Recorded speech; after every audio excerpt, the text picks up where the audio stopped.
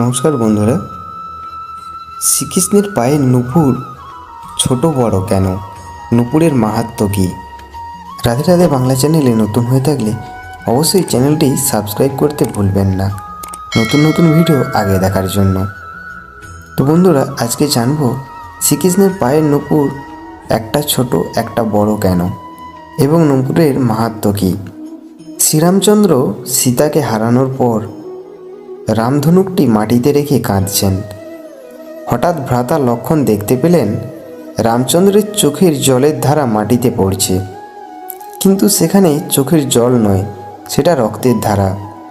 লক্ষ্মণ বিনীত স্বরে ভ্রাতা রামচন্দ্রকে জিজ্ঞেস করলেন, ভ্রাতা, এ কি আপনি কাঁদছেন, অথচ মাটি রক্তে ভেসে যাচ্ছে কেন?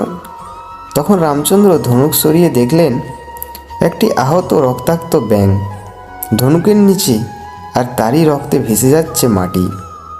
রামচন্দ্র এমন অবস্থা দেখে ব্যথিত হলেন এবং ব্যাঙটিকে অতি সযত্নে হাতে নিয়ে তাকে জিজ্ঞাসা করলেন, ওরে ব্যাঙ, সাপে যখন তোকে আহার ভেবে খেতে যায় তখন তো চিৎকার করিস, তাহলে এখন কেন চুপ করে রইলি? তখন ব্যাঙ সবিনয়ে প্রত্যুত্তরে জানালো, প্রভু, বারবার আহারের জন্য যখন আক্রান্ত হই তখন নিজের ভাগ্যের উপর আক্ষেপ হয়, আর আমি চিৎকার করে প্রভু ভগবানের কাছে নালিশ জানাই। আর এই মুহূর্তে আমি দুর্ভাগ্যবশত স্বয়ং প্রভুর দ্বারা আক্রান্ত, তাহলে প্রভু আমি কার কাছে নালিশ জানাবো? তখন রামচন্দ্র জানতে চাইলেন, তুমি পূর্বজন্মে কি ছিলে? তখন ব্যাঙ উত্তরে বলল, আমি ছিলাম কর্ণব, আর আমার গুরুদেব ছিলেন বিশ্বা বসু। গুরুর চরণ সেবা করতে গিয়ে একদিন নখের আঁচড় লেগেছিল। তাতে গুরুদেব ক্ষুণ্ণ হয়ে আমায় অভিশাপ দিয়েছিলেন যে আমি পরজন্মে ব্যাঙকুলে জন্ম নেব। আমার অজান্তে এমন ভুল হয়েছে স্বীকার করে গুরুদেবের কাছে ক্ষমা ভিক্ষা করে প্রার্থনা করেছিলেন।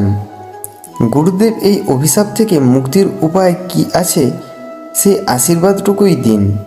তখন আশীর্বাদ দিয়েছিলেন, আমার মৃত্যু প্রভু রামচন্দ্রের হাতেই হবে, তবে সব কিছুই হবে অজান্তে। সব কিছু শোনার পর রামচন্দ্র ব্যথিত হৃদয়ে ব্যাঙের কাছে জানতে চাইল, আমাকে তোমার শেষ ইচ্ছে জানাও। মৃত্যু কষ্টে থেকেও প্রভুর মুখের অমৃতময় কথা শুনে ব্যাঙের হৃদয় বিগলিত হলো এবং করুণ স্বরে বলল, আমার শেষ ইচ্ছা আমার গুরুদেব যেন অন্তিমকালে আপনার শ্রীচরণে ঠাঁই পান। তখন রামচন্দ্র ব্যাঙটিকে আশ্বস্ত করে বললেন, তবে শোনো, আমি যখন পরের যুগে অর্থাৎ দ্বাপর যুগে আবার আসব শ্রীকৃষ্ণ হয়ে, তখন তুমি থাকবে আমার ডান পায়ের নূপুর হয়ে, আর তোমার গুরুদেব বিশ্বা বসু থাকবেন আমার বাম পায়ের নূপুর হয়ে। তবে দুইজন ছোট বড় হয়ে আমার পায়ের নূপুর হয়ে থাকবে। নূপুরের মাধ্যমে ভগবানের কৃপা ও ভক্তের প্রতি অপার করুণা বিকশিত হয়েছে। গুরুদেব বিশ্বা বসু ও তার শিষ্য কর্ণব দুজনেই ভগবানের ভক্ত। বিশ্বা বসুর অভিশাপ যেমন কার্যকর করেছেন, তেমনি তার শিষ্যকে দেওয়া আশীর্বাদও ভগবান সাগ্রহে গ্রহণ করে তাকে সেই অভিশাপ থেকে মুক্ত করেছেন। এই থেকেই পরিষ্কার ভগবানের কাছে ভক্তের গুরুত্ব কতখানি। বিশ্বা বসুকে আঁচড় লেগেছিল অজান্তেই তার শিষ্য কর্ণবের দ্বারা, তেমনি অজান্তেই তার মৃত্যু কামনা করে অভিশাপ ছুড়ে দিয়েছিল কর্ণবের দিকে। ভগবান সেই কথা অক্ষরে অক্ষরে প্রতিপন্ন করেছেন। এই থেকে আরও পরিষ্কার, ভগবান ভক্তের মনের ইচ্ছা অপূর্ণ রাখেন না।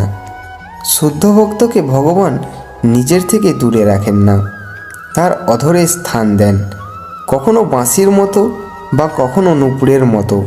তাই আমাদের অতি অবশ্যই চেষ্টা করতে হবে শুদ্ধ ভক্ত হবার। তো বন্ধুরা, ভিডিওটি কেমন লাগলো অবশ্যই কমেন্ট করে জানাবেন এবং ভিডিওটি ভালো লাগলে লাইক করতে ভুলবেন না। সবাই সুস্থ থাকুন, ভালো থাকুন। রাধে রাধে।